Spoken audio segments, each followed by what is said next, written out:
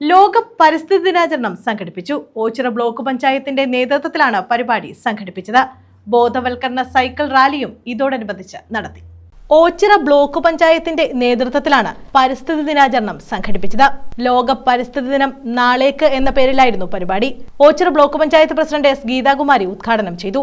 എത്രയോ കോടികൾ ചെലവാക്കിയാണ് നമ്മുടെ നാടിനു വേണ്ടി ശുചിത്വ പ്രഖ്യാപനം നടത്തുന്നതിന് വേണ്ടിയുള്ള പരിപാടികൾ പ്ലാൻ ചെയ്തത്.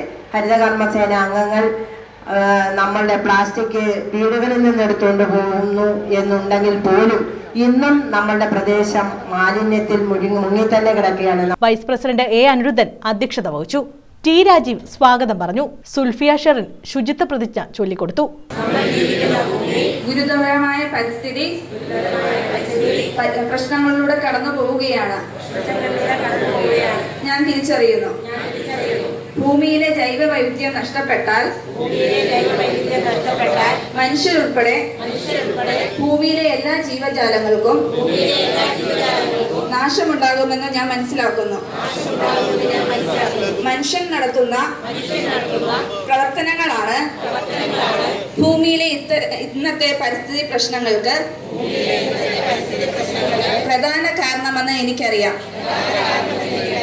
അനിയന്ത്രിതമായ പ്ലാസ്റ്റിക് ഉപയോഗവും പ്ലാസ്റ്റിക് മാലിന്യങ്ങളുടെ ശരിയായ സംസ്കരണമില്ലായ്മയും പരിസ്ഥിതി നാശത്തിന്റെ വേഗത കൂട്ടുന്ന ഘടകങ്ങളാണെന്ന് എനിക്ക് ബോധ്യമുണ്ട്.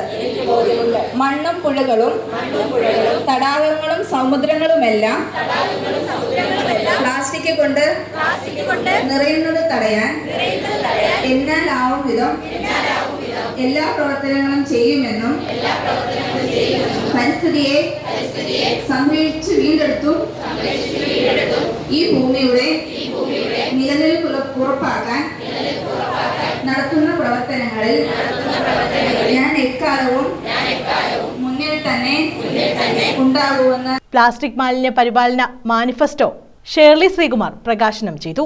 പ്രസിഡന്റ് എസ് ഗീതാകുമാരി മരമുത്തശ്ശിയെ ആദരിക്കലും പരിസ്ഥിതി സന്ദേശ സൈക്കിൾ റാലിയുടെ ഉദ്ഘാടനവും നടത്തി. മുറ്റത്തൊരു പോഷകത്തോട്ടത്തിന്റെ ഉദ്ഘാടനം വൈസ് പ്രസിഡന്റ് എ അനിരുദ്ധൻ നിർവഹിച്ചു. ഓച്ചിറ മഠത്തിൽ BJSM വിദ്യാർത്ഥികളുടെ നേതൃത്വത്തിലാണ് സൈക്കിൾ റാലി നടത്തിയത്. News bureau, Ochira.